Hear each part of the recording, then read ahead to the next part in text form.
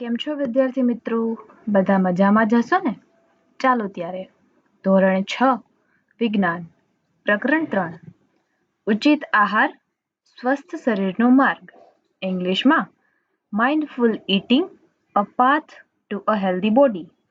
પ્રકરણ 3ના ચાલો મેળવેલ જ્ઞાનને સમૃદ્ધ બનાવીએમાં આપેલા પ્રશ્નોના ઉત્તર મેળવીએ.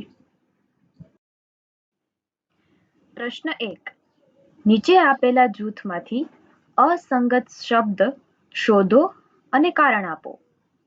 પ્રશ્ન 1નો પહેલો, જુવાર, બાજરી, રાગી અને ચણા. ચણા અસંગત શબ્દ છે કારણ કે જુવાર, બાજરી અને રાગી મિલેટ્સ એટલે કે અનાજ છે, જ્યારે ચણા એ કઠોળ છે. પ્રશ્ન 1નો બીજો, રાજમા, મગ, સોયાબીન અને ચોખા. જવાબ, ચોખા અસંગત શબ્દ છે કારણ કે રાજમા, મગ અને સોયાબીન કઠોળ છે, જ્યારે ચોખા એ અનાજ છે. પ્રશ્ન 2, ભારતમાં પરંપરાગત અને આધુનિક રાંધણ પદ્ધતિઓની ચર્ચા કરો. જવાબ, ભારતમાં પરંપરાગત રીતે ચૂલા, લાકડા અને માટીના વાસણોનો ઉપયોગ કરીને ભોજન બનાવવામાં આવતું હતું. આધુનિક સમયમાં LPG gas, pressure cooker, induction stove અને માઇક્રોવેવનો ઉપયોગ થાય છે. આધુનિક પદ્ધતિઓ ઝડપી, સ્વચ્છ અને અનુકૂળ છે.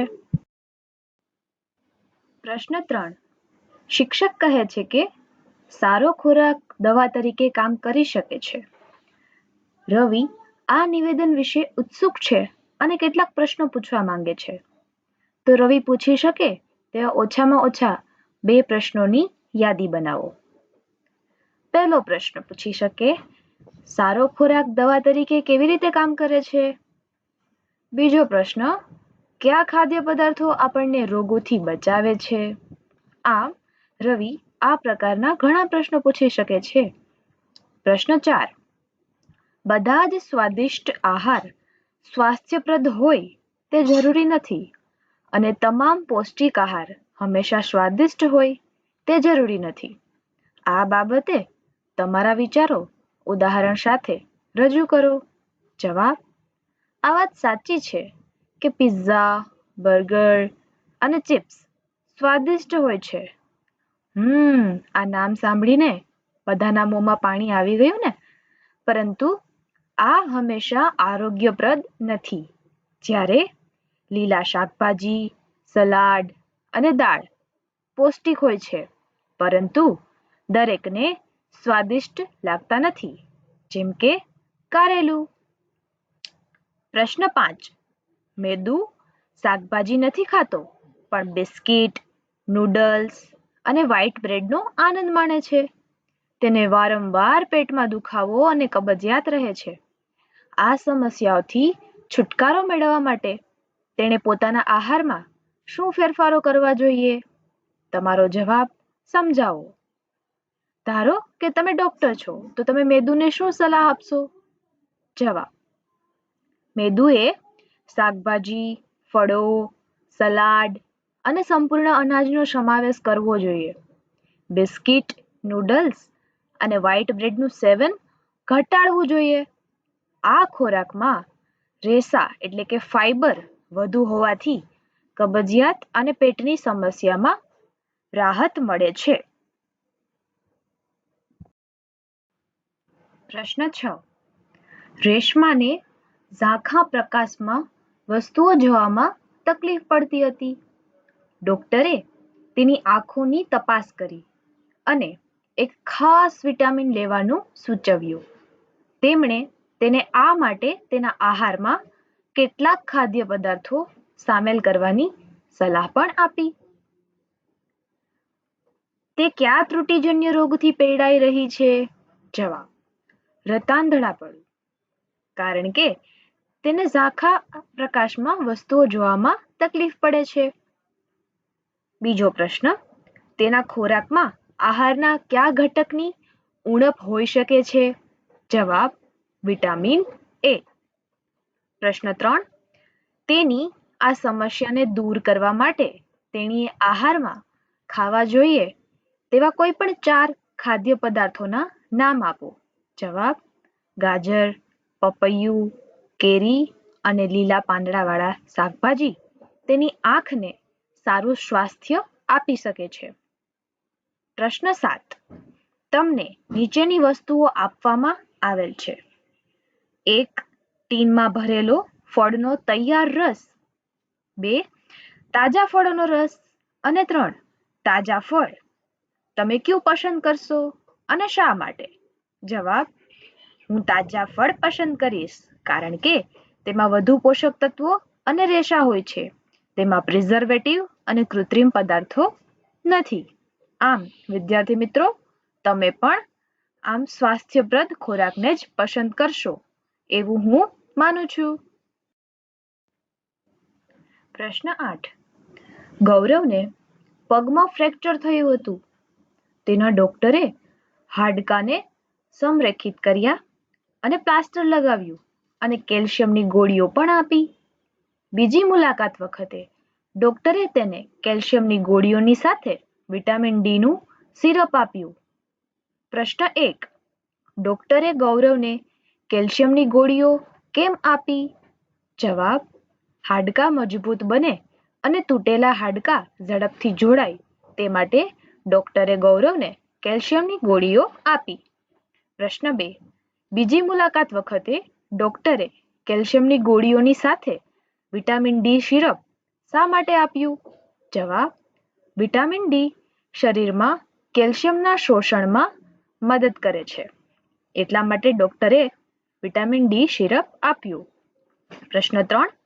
ડોક્ટરે આપેલ દવાઓ વિશે તમારા મનમાં કયો પ્રશ્ન ઉદ્ભવે છે?